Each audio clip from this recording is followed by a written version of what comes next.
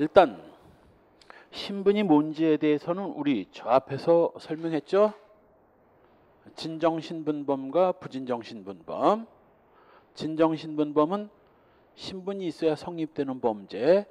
부진정신분범은 신분이 있어도 성립되고 없어도 성립되지만 신분이 있을 때는 형이 가중되거나 감경되는 경우를 이걸 부진정신분범이라고 하고, 바로 이 진정신분범의 신분을 구성적 신분, 부진정신분범의 신분을 가감적 신분이라고 표현합니다. 형이 가중되거나 감경되는 신분이기 때문에 이걸 가감적 신분이라고 해요. 문제는 이 신분이 있는 자와 신분이 없는 자가 같이 범죄를 저질렀을 때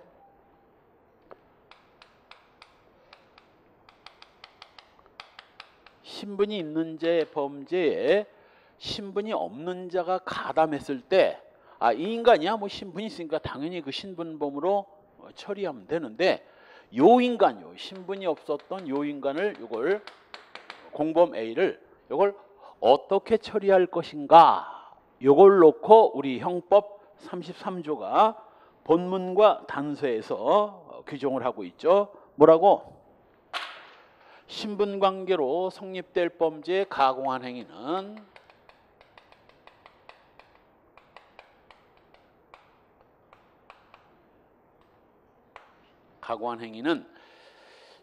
신분 없는 자에게도 전 3조의 규정을 적용한다. 신분 없는 자한테도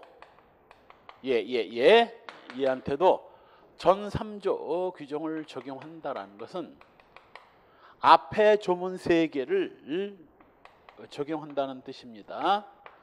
우리가 지금 앞에서 본 광해 공범 3개가 뭐였어요? 공동정범, 교사범, 방조범. 바로 이때 이 신분 없는 자한테도 그 공동정범, 교사범, 방조범 규정을 적용하겠다는 뜻이에요. 여기까지가 본문. 단 신분관계로 형의 경중이 있는 경우,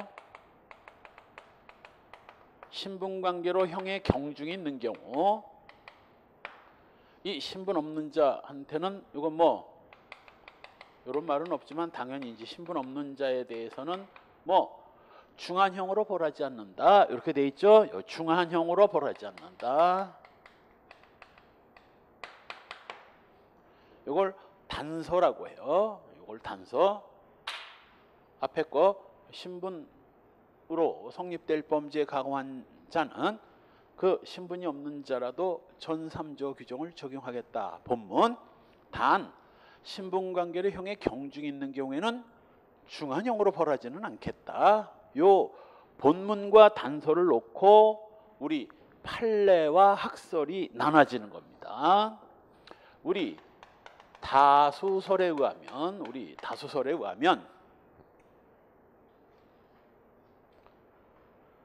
250쪽 아래로 넘어간 거죠. 우리 다수설에 의하면 이 신분관계로 성립될 범죄, 이게 바로 구성적 신분. 조금 전에 우리 진정신분범, 신분이 있어야 성립되는 범죄에 그 진정신분범의 그 신분이 바로 뭐 이게 구성적 신분이고,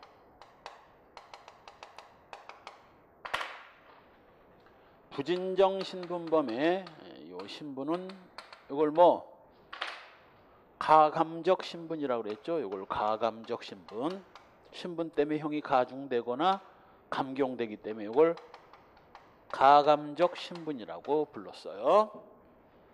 바로 이때 이 다수설에 의하면 바로 신분관계로 성립될 범죄, 이게 바로 진정신분범의 구성적 신분 아니냐. 요 신분관계로 성립될 범죄는 바로 진정신분범을 의미하는 것이고, 신분 없는 자한테 전 3조 규정을 적용하겠다라는 것은 바로 뭐 그 신분 없는 자한테도 신분범의 공범을 인정해서 신분범의 공범이 성립되고 그 신분범의 공범으로 처벌하겠다라는 의미로 해석합니다. 따라서 공무원 A가 공무원 아닌 B로부터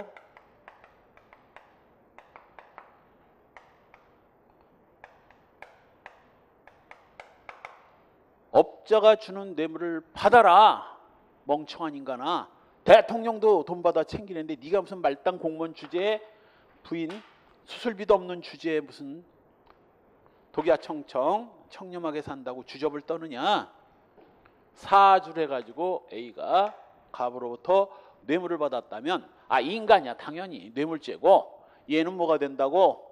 바로 그 뇌물죄의 공범이 성립돼서 교사범이 성립돼서 그 뇌물죄의 교사범으로 처벌된다. 이런 의미로 해석합니다.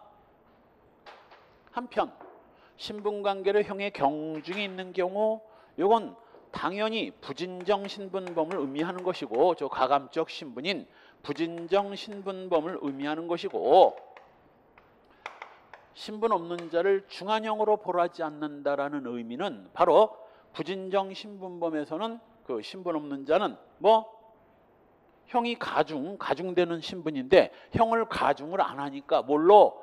일반범으로 처벌하게. 일반범이 성립돼서 일반범의 공범이 성립돼서 그 일반범의 공범으로 처벌하겠다는 의미로 해석됩니다. 따라서 이 A가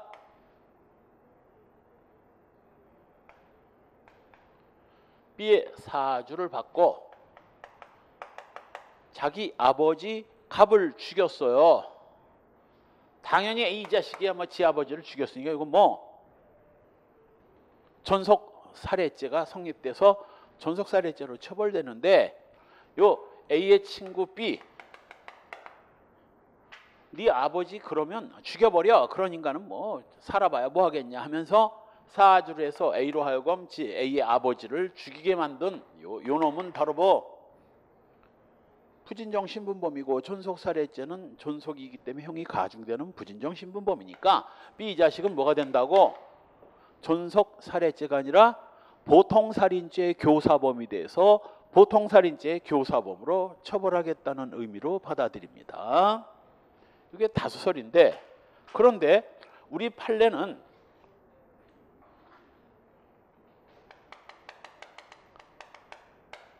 요 본문과 단서를 조금 다른 의미로 받아들입니다.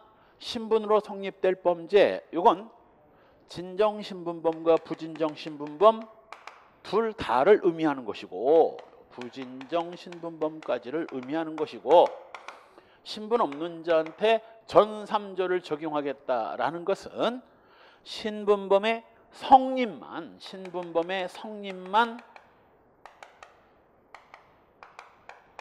인정하겠다라는 의미로 받아들이고 그럼 처벌은 어떻게 하느냐? 처벌은 자, 요거부터 갑시다. 부진정 신분범에서 신분 없는 자도 신분범의 공범이 성립은 하지만 처벌은 여기 바로 요거 신분관계로 형의 경중이 있는 거 요거 부진정 신분범 맞아. 요건 부진정 신분범 맞고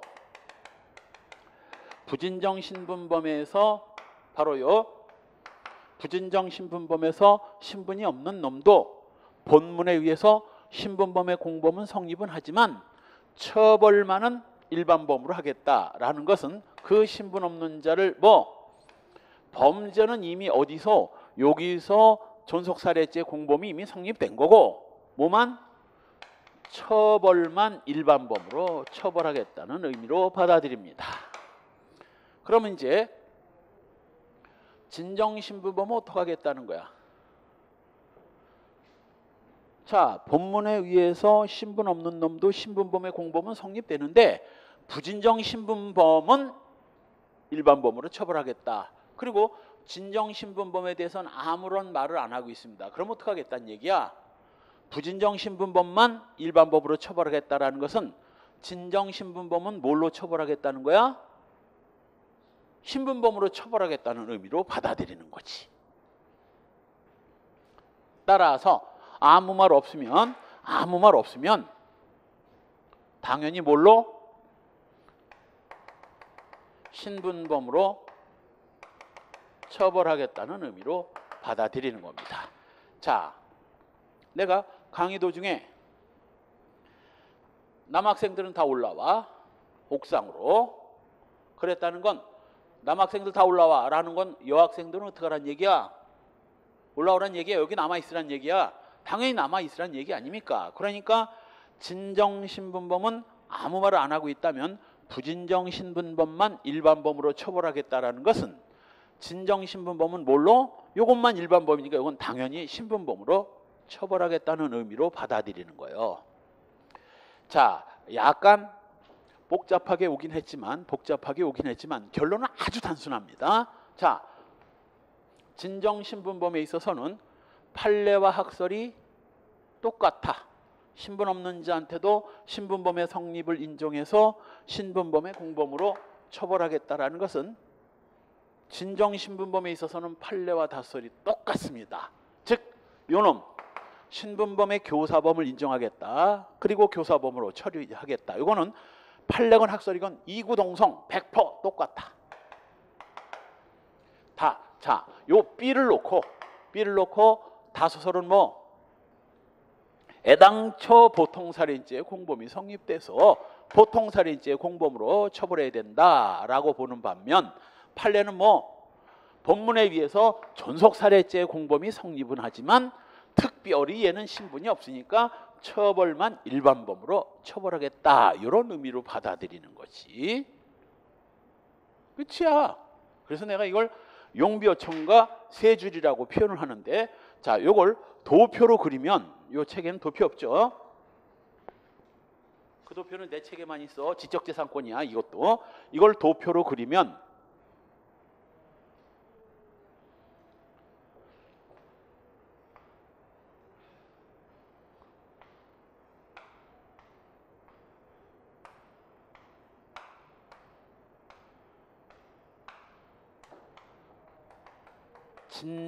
진정신분범과 부진정신분범의 성립과 처벌, 그리고 다수설과 판례 입장을 보면, 자, 이 도표는 바로 이 신분이 있는 자의 행위에 신분이 없는 자가 가담했을 때 그 신분이 없는 자를 어떻게 처리할 것인가에 관한 도표입니다.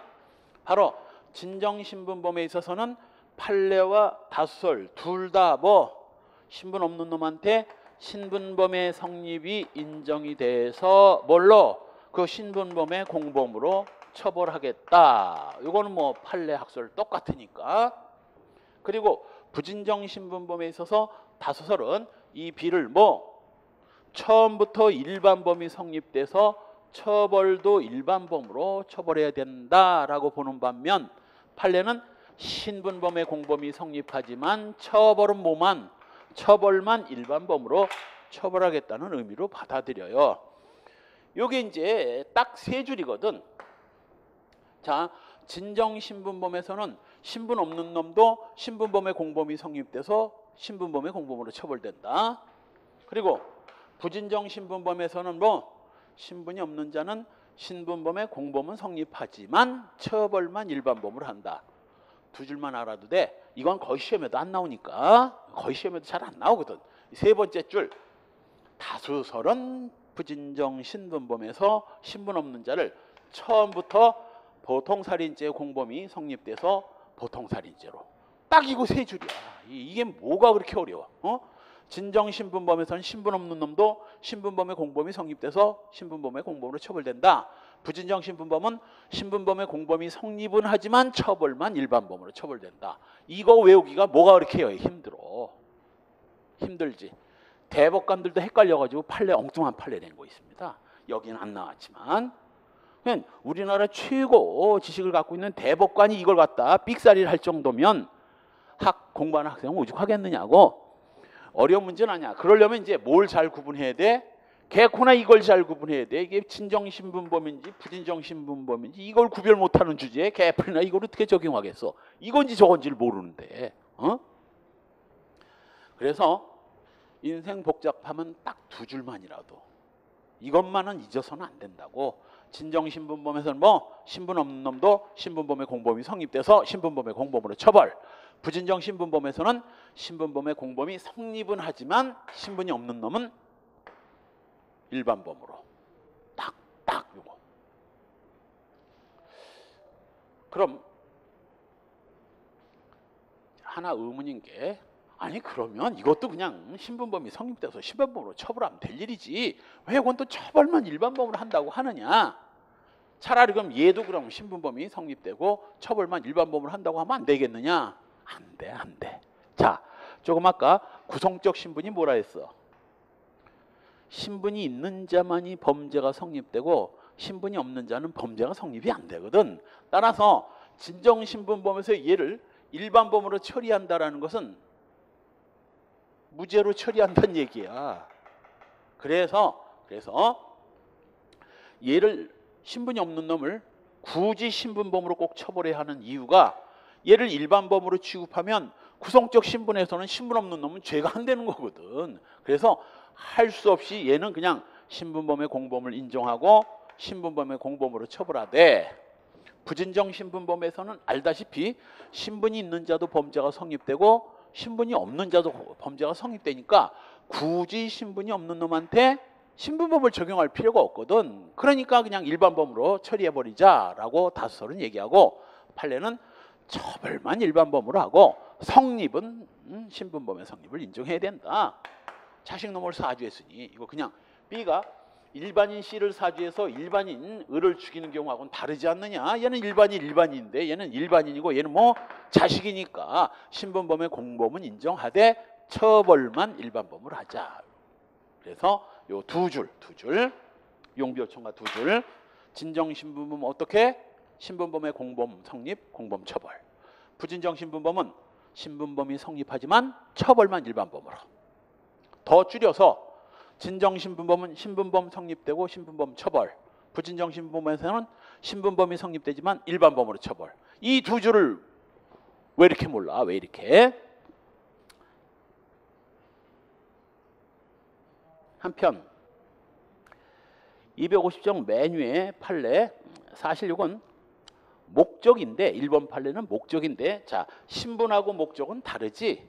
알다시피 구성요건 요소에는 뭐 객관적 요소와 주관적 요소가 있고, 객관적 요소에 주체, 객체, 행위, 결과, 인과관계가 있고, 그리고 주관적 구성요건에 목적, 표현, 경향 등이 있잖아요. 바로 신분은 범죄 주체 요소이기 때문에 객관적 요소거든. 그러니 목적하고는 완전히 구성요건상 서로 성질이 다른 거지만, 그러니까 중요한 거야. 그러니까 우리 대법원은 이 33조에 있어서만큼은 이 목적도 뭐처럼 거의 신분처럼 취급합니다. 따라서 그럼 우리 전에서 배운 진정목적범과 부진정목적범, 자, 목적이 있는 자의 행위에 목적 없는 자가 가담했을 때 목적 없는 자는 어떻게 처리해야 되겠어? 그럼 목적범의 공범이 성립돼서 목적범의 공범으로. 그럼 부진정목적범에서는 목적범의 공범이 성립은 하지만 처벌만 일반범으로. 그렇다면 보세요. 세 번째 줄 중간, 피고인이 갑을 모해할 목적으로 을을 위증 교사한 이상 갑을 모해할 목적으로 을에게 피고인이 위증을 교사했다는 거야. 위증 교사. 역시 위증죄는 선수한 증인만이 범할 수 있는 뭐예요? 진정신분범이지. 그런데 모해위증죄는 모해 목적으로 위증을 했기 때문에 목적 때문에 형이 가중되는 부진정 목적범이거든. 따라서 피고인이 요 을을 위증을 하라고 교사를 했는데 을은 그냥 위증을 했을 뿐이야. 그럼 을은 위증죄고, 모해 목적으로 위증을 하라고 한 피고인은 뭐가 되는 거예요? 모해 목적으로 위증을 하라고 한 피고인은 A라고 합시다. 얘는 죄책이 어떻게 되는 거야? 뒤에 모해위증죄 교사범위 성립은 하지만 처벌은 위증죄형으로. 그래서 네 번째 줄 가사 정범인 을에게 모해의 목적이 없었다 하더라도 형법 33조 단서 규정에 의해서 피고인을 모해위증 교사죄로 처단할 수 있다. 이 처단할 수 있다라는 건 모해위증죄 교사범의 성립까지, 범죄 성립까지만 인정되고 처벌은 뭘로? 단순 위증죄 교사범으로 처벌한다는 의미예요. 자, 이번 판례도 부동산 중개업법상 그 중개업을 한 자, 이 중개업을 한 자란 바로 뭐 중개사무소 개설 등록도 안 하고 중개업을 하는 자입니다. 그러니까 중개사 딴다고 다 중개업 하는 거 아니야. 중개사 자격증을 따고 중개업을 하려면 관할 시치장이나 군수한테 뭐 중개업 개설 등록을 한 다음 그 다음 중개업을 영위해야 되는데 중개사 자격증은 있는데 뭐 중개업 등록도 안 하고 두 번째 줄 중개업을 한 자. 바로 이건 누구만이 중개사 자격을 가지고 있는 자만이 범할 수 있어. 애당초 중개사 자격이 없는 놈 이런 짓을 했다면 이건 뭐 중개업을 뭐 한 자가 아니라 뭐 이건 애당초 면허 없이 중개업을 한 놈이 되는 거고, 얘는 면허는 있는데 개설 등록을 안 하고 그냥 빼먹은 거야, 이 판례도 일부. 그러니까 이 양반이 이게 왜 뭔지도 모르는 거야 사실은. 그 앞에 중개사무소에 개설 등록을 안 하고 중개업을 한 자 이렇게 돼 있는 건데 그걸 빼버렸으니 이 판례가 왜 이렇게 된 걸 모르는 사람이지 뭐야. 면허 없는 자가 중개업을 한 경우와 중개사 자격이 있으면서 등록을 안 하고 중개업을 한 자, 여기 요거 진정신분범에 해당되는 겁니다. 그렇다면 이 인간이 중개업 등록도 안 하고 중개업을 할 때 B가 도와줬다면 B는 뭐예요? 이건 뭐니까 진정신분범이니까 뭐 얘도 이 중개업을 한 자의 공범이 성립돼도 공범으로 처벌된다는 의미가 되겠지. 따라서 다음 페이지 251쪽 요 형법 33조 본문에 해서 지금 내가 설명한 그 내용입니다. 판례로 그냥 갑시다. 곧바로. 허위공문서 작성에 신분이 없는 자가 가공한 경우 그 정도가 공동하여 죄를 범한 정도에 해당되면 33조 본문에 의해서 허위공문서 작성죄 공동정범이 성립한다. 허위공문서 작성죄는 문서를 작성할 권한 있는 공무원만이 범할 수 있는 진정신분범이에요. 그래서 내가 지난 시간에 잠깐 설명을 했죠. 문서위조죄에서 같으면 작성 변개, 다르면 위변조. 따라서 A가 A 자기 명의의 문서에다 허위 기재를 할 때 성립되는 게 작성죄이기 때문에 이건 A만이 범할 수 있어. 만일 작성권자 아닌 자가 문서를 만들면 이건 위조가 되는 거야. 작성이 아니라. 그래서 허위 작성죄는 작성권한 있는 자만이 범할 수 있는 진정신분범이기 때문에 얘가 허위공문서를 작성할 때 갑이 가담했다면 신분이 없는 얘도 뭐 이건 뭐니까 진정신분범이니까 뭐 허위공문서 작성죄 공동정범 교사범 종범 성립하는 겁니다. 주의해야 할 점은 얘 없이 얘 혼자서 허위공문서 작성죄 A 명의의 허위공문서 작성죄를 범할 수는 없어요. 만일 갑이 A 명의의 공문서를 작성하면 무슨 죄라고?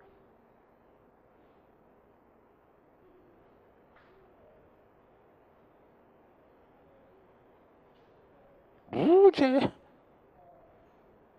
공문서 위조, 다르면 위변조가 되는 거야.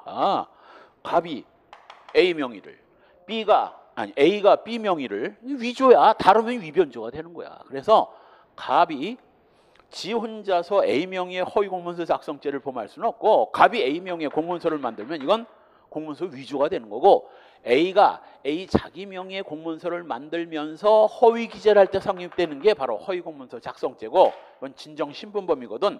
얘만 저지를 수 있어. 단 얘도 얘 없이 혼자서 허위공문서 작성죄를 범할 수는 없지만 얘와 함께라면 뭐 공범 된다고. 진정신분범에서 신분 없는 놈도 바르고 허위공문서 작성죄 공범이 성립돼서 허위공문서 작성죄 공범으로 처벌된다는 의미입니다.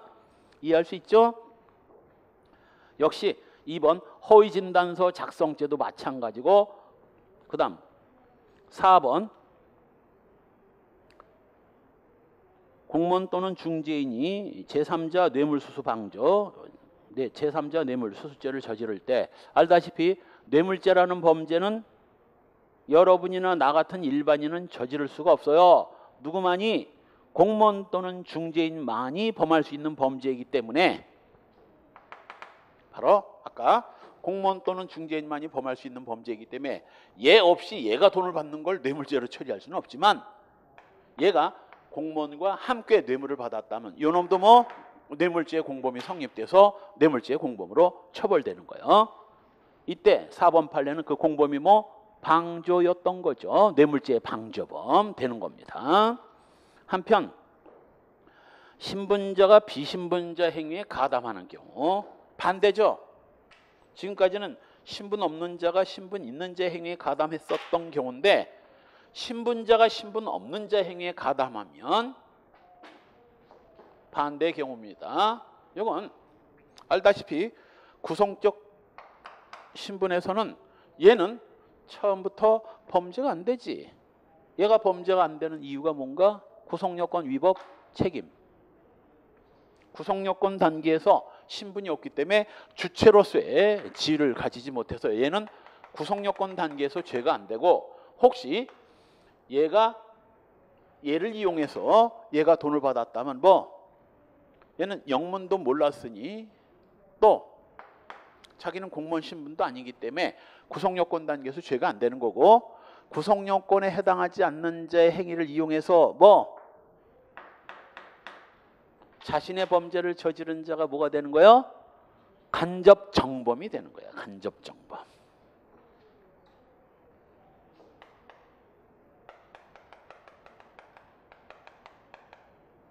만약 얘가 정을 알았다면 어떻게 돼? 야, 내가 가방한테 한 1억을 챙길 건데 내가 직접 받는 현장이 뭐 어디 CCTV나 찍히면 곤란하니까 네가 내 대신 받았다가 원래 나한테 좀 줘라. 그럼 내 수고비를 한 1,000만 원 줄게. 그래서 A의 부탁대로 갑이 건네주는 돈을 B가 받아서 얘한테 1억을 건네줬더니 얘가 수고비로 1,000만 원을 줬어요. 얘야 당연히 뭐 뇌물죄고, 얘는 뭐가 되겠어?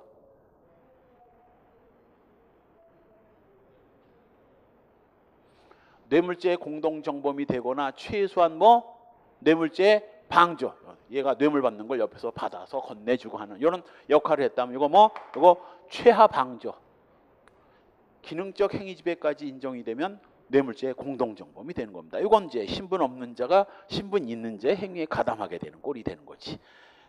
알았다면. 근데 얘가 전혀 몰랐다면 뭐 얘는 무죄고 얘는 간접정범이 될 수 있습니다. 한편 3. 형법 33조의 해석. 바로 부진정 신분범에 있어서 뭐 신분 없는 자를 다수설은 뭐 일반범의 공범이 성립돼서 일반범의 공범으로 처벌. 판례는 신분범의 공범이 성립을 하지만 처벌만 일반범으로.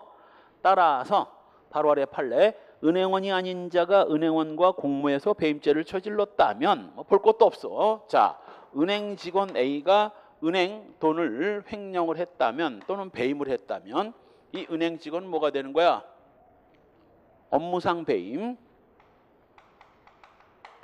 업무상 배임 또는 횡령을 했다면 업무상 횡령이 되는 것이고, 여기에 B가 가담했다면 얘는 이건 뭐야? 업무상 배임죄는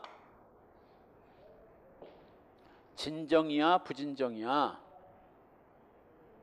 부진정 신분범이지 배임죄에 비해서 업무상 배임을 했기 때문에 형이 가중되는 부진정 신분범 아니냐고. 그럼 답 나오지 뭐야. 얘는 어떻게 된다고? 업무상 배임죄에 공범은 성립하지만 뭘로? 처벌만 배임죄의 형으로. 답이 나오는 거지 뭐. 그러니까 이 원리를 제대로 알면 이까지 판례 정도는 뭐 외울 필요가 없어. 그냥 원리를 적용하면 되는 거야. 역시 의료인일지라도 갑자기 이 판례가 여기 나오면 이제 여기 괄호 2번 비신분자가 신분자에 가공한 경우인데 요 동그라미 2번은 오히려 신분자가 비신분자 행위에 가담. 갑자기 253쪽으로 넘어갔습니다. 252쪽 두 번째 판례. 미안합니다. 자, 똑같아. A가 상습으로 도박하고 있는 걸 갑이 도왔다면 상습으로 도박을 한 A는 당연히 뭐가 되고 상습 도박죄고 얘는 상습 도박죄 공범이 성립되지만 처벌은 단순 도박으로. 단순 도박으로. 뭐 너무 쉽지? 너무 쉽지. 역시 세 번째 판례인데 이건 군용물 횡령죄인데 군용물 횡령죄는 일반 횡령죄와는 좀 달라요. 군인 등만이 범할 수 있는 범죄입니다. 군형법에 있는 범죄야. 형법에는 없어. 따라서 군인만이 범할 수 있는 진정신분범이기 때문에 맨 끝부분 33조 단서의 적용을 받지 않는다라는 것은 뭐를 말하는 거야? 군용물 횡령죄가 부진정신분범이 아니라 군인만이 범할 수 있는 뭐니까 진정신분범이니까 33조 단서가 아니라 본문이 적용된다는 얘기입니다. 따라서 군인 A가 군용물 횡령을 할 때 갑이 가담을 했다면 이게 업무상 횡령이라면 갑은 업무상 횡령죄 공범이 성립하지만 처벌만 단순 횡령으로 될 텐데 군용물 횡령죄는 이 자체가 뭐니까 진정신분범이니까 갑은 어떻게 된다고? 군용물 횡령죄 공범이 성립하고 처벌도 군용물 횡령죄 처벌된다는 의미입니다. 다음 페이지에 3번 신분자가 비신분자 행위에 가담한 경우 자 역시 요 신분자가 비신분자 행위에 가담한 경우 요걸 말하는 거죠. 자 조금 아까 비신분자가 신분자 행위에 가담했을 때는 어떻게 한다고? 존속살해죄 공범이 성립되지만 처벌만 보통살인죄로. 근데 반대로 이 자식이 자기 친구한테 자기 아버지를 죽여달라고 부탁한 경우 얼마 전에 이 사건 벌어졌지? 지 친구한테 자기 아버지 죽여달라고 엄마가 죽여달라고 한 놈. B는 당연히 이 B가 죽인 사람은 자기 아버지가 아니니까 얘는 뭐가 되는 거고 그냥 얘는 보통살인죄가 되는 거고 보통살인. 얘는 그냥 존속살해죄 교사범이 성립돼서 존속살해죄 교사범으로 처벌되는 거야. 얘는 자기 아버지를 죽여달라고 부탁을 했으니 존속살해죄 교사고 자기 아버지니까 존속살해죄 교사범으로 처벌되는 거예요. 그래서 바로 아래 판례 네 번째 줄 신분이 있는 교사범이 신분이 없는 정범보다 존속살해죄로 중하게 처벌된다. 이해되지? 이해되지? 딱 이해되지? 이해를 해야 돼. 한편 3. 소극적 신분과 공범. 바로 지금까지 본 신분들은 전부 다 여기 구성요건 주체로서 범죄가 성립되는 구성적 신분이나 구성요건 주체로서 형이 가중 감경되는 부진정 신분범들을 봤는데 이제부터는 위법성이 조각되거나 책임이 조각되는 신분들, 소극적 신분들, 바로 소극적 신분에서 바로 위법성이 조각되거나 책임이 조각되거나 바로 이번 불구성적 신분, 불구성적 신분자에게 비신분자가 가공한 경우 불구성적 신분자 행위가 구성요건 해당성이 없거나 위법성이 조각되기 때문에 여기에 가공한 비신분자도 범죄가 성립하지 않습니다. 단 불구성적 신분자를 비신분자가 반대로 2번 비신분자에게 신분자가 가공한 경우에는 이건 공범이 성립되죠. 바로 아래 전부 무면허 의료행위입니다. 자, 의사가 환자를 치료하는 것은 이건 아무 문제 없어. 불구성적 신분인 거죠. 그런데 돌팔이가 환자를 치료하면 이게 뭐가 되는 거예요? 의료법 위반죄거든. 의료법 위반죄. 바로 이때 이 의사 아닌 놈이 의사가 수술을 할 때 가위를 달라 전기를 올려라 화면을 더 환하게 해라 그래서 옆에서 서포트를 했다 의사가 수술하는데 얘가 도와줬으니 얘도 죄가 안 되고 얘도 죄가 안 되겠지. 그런데 반대로 의사 아닌 놈이 수술을 하는데 의사가 관여해서 뭐 가위를 달라고 하면 주고, 그러니까 의사도 아닌 놈이 가위로 사람 배를 가르고 막 이런단 말이지. 그러면 이 놈은 뭐가 되는 거야? 의료법 위반죄 돼요, 안 돼요? 되지. 의사도 아닌 새끼가 무슨 뭐 사람 배를 가르고 했으니 이건 의료법 위반죄가 성립되고,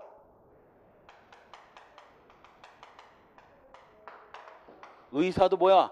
자기가 환자를 치료하는 건 죄가 안 되지만 돌팔이가 사람을 수술하는데 막지는 못할 망정 이걸 도와줬다면 얘도 뭐 의료법 위반죄 공범 성립되는 거야. 의료법 위반죄 공범 성립됩니다. 이건 시험에 꽤 많이 나왔어. 셋 다 똑같은 거야. 치과 의사가 치기공사한테, 두 번째 의료인이 의료인 아닌 자한테, 역시 3 의사가 간호사한테 의료행위를 하라고 했다면 간호사는 의사가 해야 할 일이 있고 간호사가 해야 할 일이 따로 있거든. 간호사가 의사 일을 하면 그건 의사지 간호사가 아니지. 바로 간호사가 의료법 위반죄고 의사가 뭐가 된 거야? 간호사한테 의료법 위반죄를 저지르라고 했으니 의사도 뭐가 되는 거예요? 의료법 위반죄 공범이 성립되는 겁니다.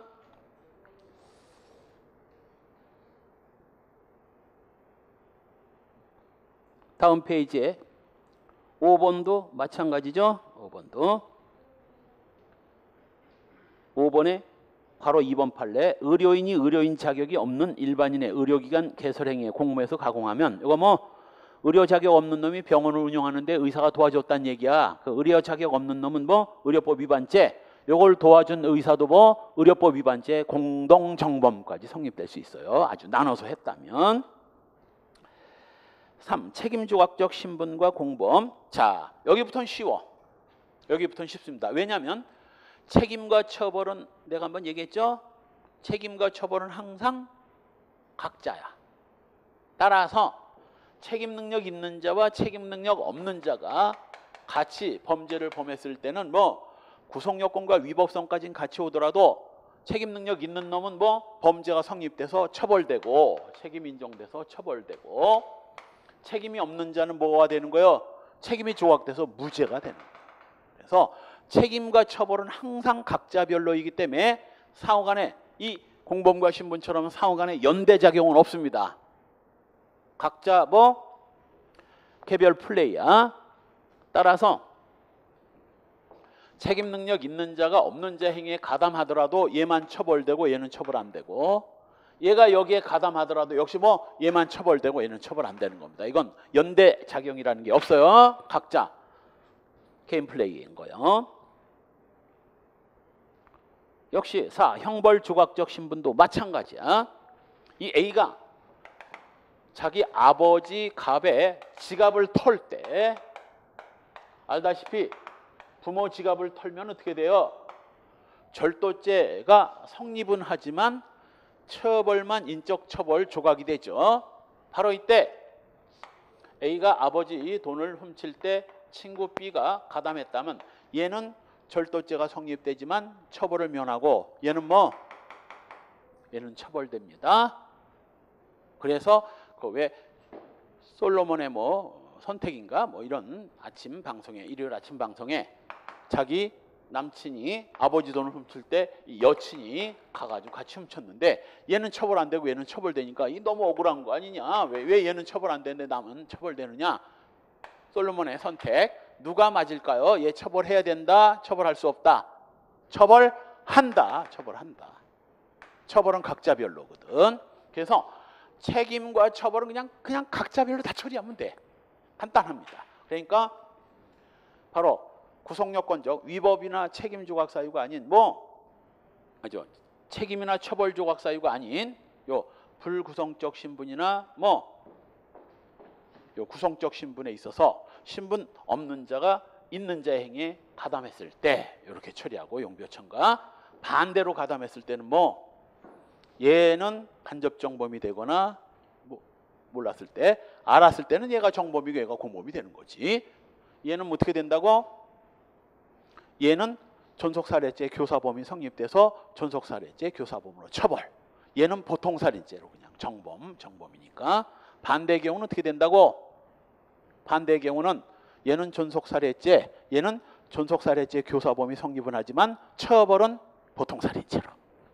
이제는 어떤 신분과 공범 관계가 사례로 나오더라도 여러분 이걸 다 분석할 줄 알아야 돼. 그래 놓고 이제 판례는 외울 필요도 없지. 분석만 가능하면 어떻게 되겠다는 게 예상이 가능하니까.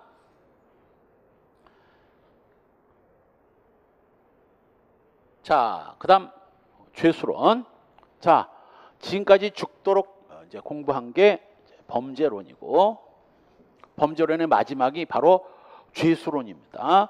여기서 죄수란 죄를 저지른 죄수가 아니라 범죄 개수가 1개인가 2개인가 3개인가 4개인가 범죄 개수를 결정하는 이론을 요걸 죄수론이라고 합니다. 사실 굉장히 중요한 거예요. 박근혜는 지금 범죄가 막 열 몇 개는 될 거라, 막 열 몇 개. 뭐 직권남용에다 뇌물, 제3자 뇌물 뭐 해가지고 뭐 수도 없어. 어제 바로 뭐야? 구형을 했죠.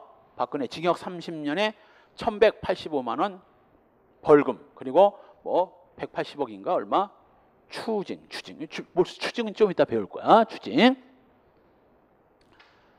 그때 박근혜가 저지른 범죄가 워낙 많기 때문에 사실은 공무원이 뇌물을 받은 액수가 1억만 넘어가면 특가법이 적용돼요. 특가법이 적용되는 순간 뭐 무기 또는 10년 이상의 징역이야. 그거 하나만 갖고도 무기 또는 10년 이상의 징역인데, 하물며 그 뇌물죄를 여러 개, 제3자 뇌물 지가 받아 처먹은 거 해가지고 뭐 어마어마하게 저질렀으니 사실 30년 구형도 뭐 그리 중요한 거 아니야. 지금 박근혜 그냥 뻗대고 법정에도 안 나오고 개기고 있죠. 뭐로? 자기는 정치적 희생양이다. 이걸 몰아가려고 그러고 있는 겁니다. 지금 저거. 그러면 재판부에서 뭐야? 정치적 희생양으로 몰아가려고 하면 반성을 안 하고 있다는 얘기거든. 싸가지가 없다는 얘기거든. 형량만 더 높아지는 거야. 그래서 박근혜는 지금 계속 실수를 저질러. 주변에 쓰레기 같은 새끼들만 있기 때문입니다. 맨 처음부터 뭐 헌법재판소 탄핵 때부터 옆에 있는 변호인이 대통령 각하 이러면 위험합니다. 인정할 건 인정하고 조금 흠이 되지만 인정할 걸 인정하고 가면 탄핵까지는 면할 수 있는데, 이런 말을 해줄 사람이 없는 거야. 그러니까 박근혜가 탄핵 전혀 안 될 줄 알았어. 옆에 간신 새끼들이 각하 절대 그럴 리 없습니다 하고 계속 간신질을 하니까 몰랐던 거지.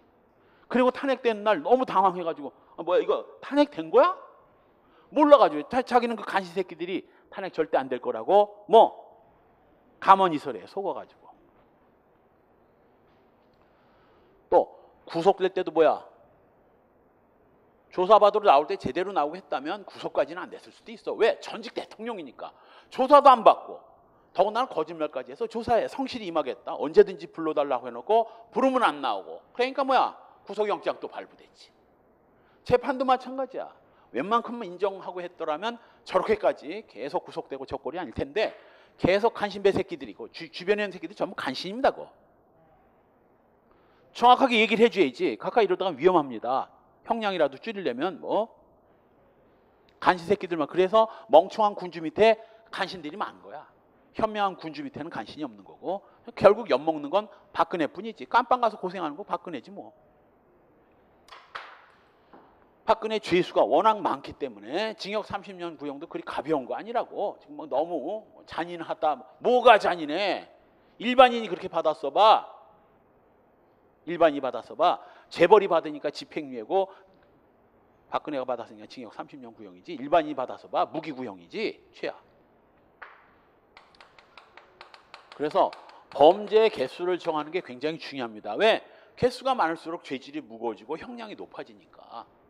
그래서 이 숫자가 범죄, 죄수 이 숫자가 아니라 수학할 때 이 숫자라고, 숫자가 몇 개냐, 범죄 개수가 몇 개냐. 단 여기 판례가 어마어마하게 많이 나오는데, 이 판례들은 저 강론에 가서 거의 다 볼 판례들이야. 그래서 강론에 가서 볼 수가 없는 그런 판례들, 또는 아주 기본적인 판례들, 그 케이스에 해당되는 아주 리딩 케이스라고 그래. 대표적인 사례. 이것만 몇 개 보고 죄수로는 빨리 넘어갈 겁니다. 강론에서 다 볼 거거든 어차피. 자, 바로 이때 범죄 개수가 한 개냐 수개냐를 결정하는 기준, 뭐 행위, 범죄 행위를 몇 개를 했느냐를 기준으로 하자라는 입장과 법익, 침해된 법익이 몇 개냐를 기준으로 하자는 입장, 법익표준설. 다음 페이지에 뭐 의사표준설, 범죄를 저지를 생각이 몇 개였느냐. 자, 의사표준설은 구파, 신파 중에서 어느 쪽 학파가 주장하는 학설일까? 맨 앞에. 신파겠죠. 주관적 의사를 중시하는 신파에서 주장되는 이론이고, 나머지는 전부 다 객관적 행위, 결과, 뭐 구성요건, 이건 전부 다 뭐 객관주의 구파 쪽에서 주장되는 이론이죠. 그런데 여긴 급할 리가 없어. 우리 대법원은 그럼 여러 개 중에서 뭐냐? 책에서는 오락가락하고 있다고 하는데 천만의 말씀, 대법원이 죄수는 이렇게 결정해야 된다고 한 판례가 있어. 그건 시험에 3번 나왔어.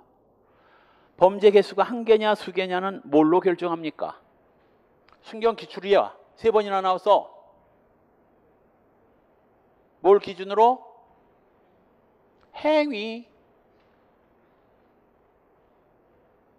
2개를 짬뽕합니다. 힌트를 주지. 2개를 짬뽕해. 학설 4개 중에서 2개를 짬뽕해서 결정해야 된다고 하고 있어요. 구성요건과 법익. 구성요건과 법익. 판례가 뭐라고 하고 있느냐면 구성요건을 표준으로 하되 침해된 법익을 고려해서 결정해야 된다 라고 판시했어요. 그래서 우리 대법원은 구성요건을 기본으로 하면서 침해된 법익까지 참고해서 범죄 개수를 정해야 된다라고 하고 있어요. 그래서 죄가 이제 여러 개면, 죄가 하나면 하나에 규정된 법정형대로 그냥 처벌하면 되는데, 죄가 여러 개면 뭐 257쪽 죄수의 처벌, 가중, 병과, 흡수, 그 여러 개의 범죄를 그 중에 하나로 합치는 경우와 가중, 병과 2개 범죄 형벌을 따로따로 부과하는 경우와 흡수지 하나는 없었던 걸로 치는 경우 3가지가 있습니다. 요거는 저 뒤에 실체적 경합에서 나와야 되는데,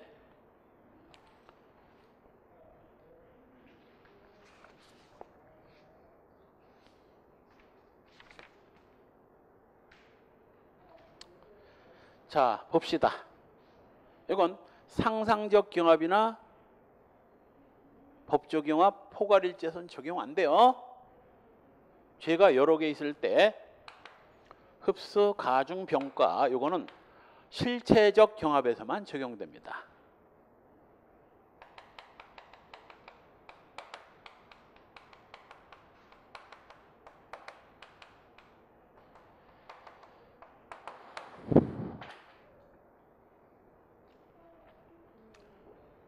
자, 잠깐 요걸 보고 갑시다.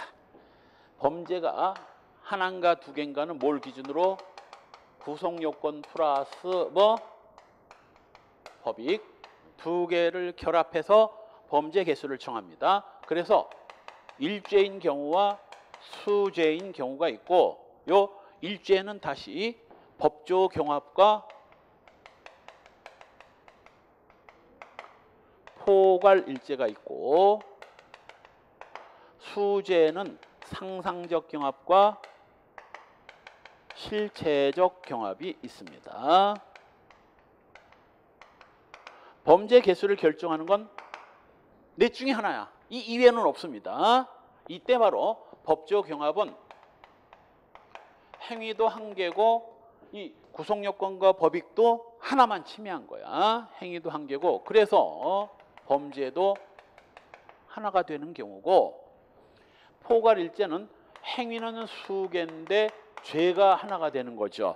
예를 들면 상습범 같은 것들이 그렇습니다. 몇 년 동안 절도를 50개를 저질렀다면 그 50개의 절도를 상습절도라는 하나의 범죄로 처리하는 거지. 한편 상상적 경합은 요것과 반대야. 내가 상상적 경합 필살기 뭘 알려줬어요? 1타 2피. 그래서 행위는 하나를 했는데 죄가 여러 개가 돼버린 경우입니다. 폭탄을 던져가지고 3명을 죽였다든가, 이게 바로 살인죄 3개 뭐 상상적 경합 1타 3피니까. 그럼 실체적 경합은 뭐 2타 2피. 행위도 수개고 범죄도 수개인 경우, 이걸 말하는 거죠. 한편 법조경합이나 포괄일제는 죄가 하나니까 그 하나의 범죄로 처리하면 되고, 상상적 경합은 실체적 경합과 다른 점이, 실체적 경합은 3월 달에도 하나 죽이고 9월 달에도 하나 죽인 연쇄살인이고, 이 불을 질러서 가족 3명을 죽였다면 이거 뭐 불을 질러서 폭탄을 터뜨려서 가족 3명을 죽였다면 이건 살인죄 3개의 상상적 경합이거든. 자, 3월에 하나, 6월에 하나, 9월에 하나 죽인 놈하고 한 방에 3명을 죽인 놈하고 뭐 3명 죽인 건 비슷하지만 뭐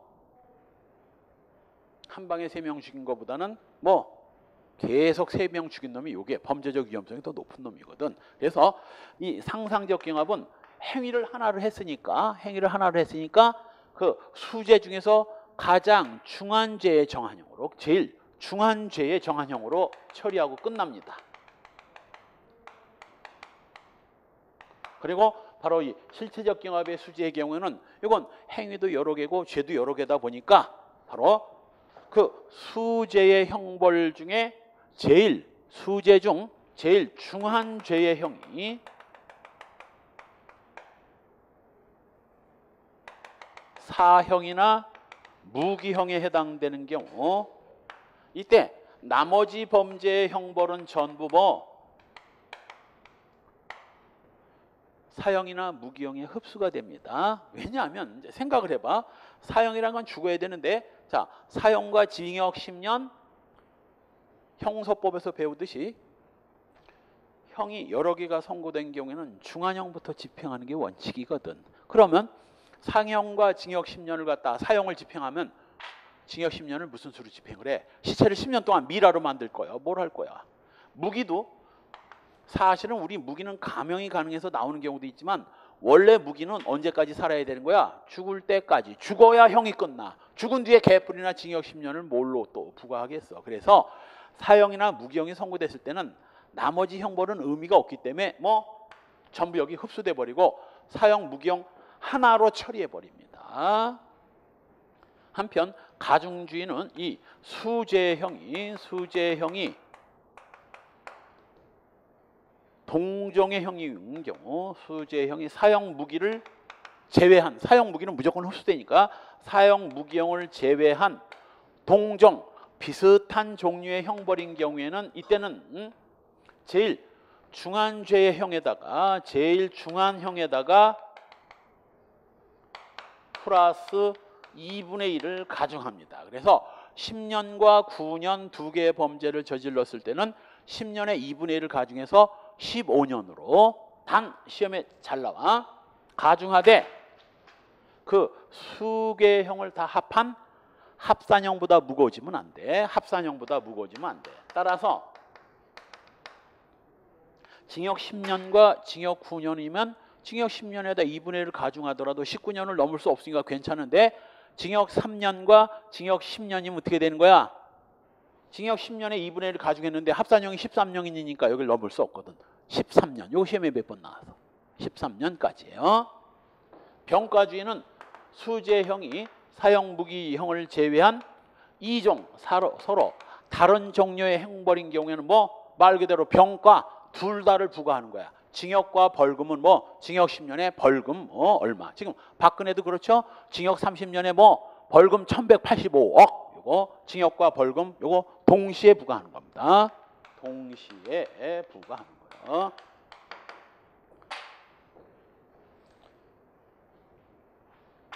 자, 이렇게 행위를 하나를 해서 범죄를 하나를 저지른 게 법조경합. 범죄 행위는 여러 개를 했는데 일죄가 되는 게 포괄일죄. 상상적 경합은 1타 수피 2피, 실체적 경합은 2타 2피. 요게 원칙인데 세상이 원칙대로만 되면 얼마나 좋아. 이대로 그냥 쫙 죄수 결정하면 되는데 여기 이제 예외가 수도 없이 나오고 그 예외를 알아야 돼. 둘 중에 하나. 머리가 뽀개지는데 머리가 뽀개지도록 배워가지고 이해를 할지 아니면 그 수백 개가 되는 판례를 싸그리 다 외울지 요건 조금 쉬었다가 그 예외들을 하나씩 살펴보기로 합시다. 10분 쉬었다 갑시다.